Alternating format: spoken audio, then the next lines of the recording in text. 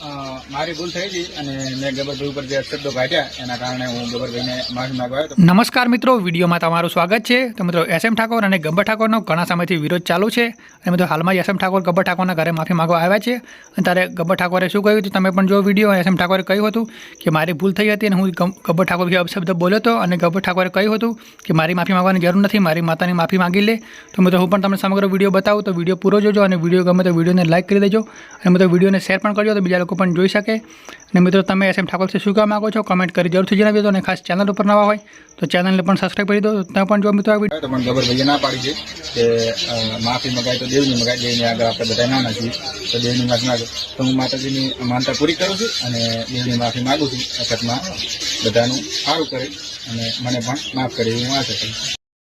જય માતાજી મિત્રો, હું છું એસએમ ઠાકોર અને અમારે અને ગબરભાઈ ઠાકોરને જે વિરોધ ચાલી રહ્યો હતો એ વિરોધનું સમાધાન માટે અમે આવ્યા છીએ ગબરભાઈના ઘરે.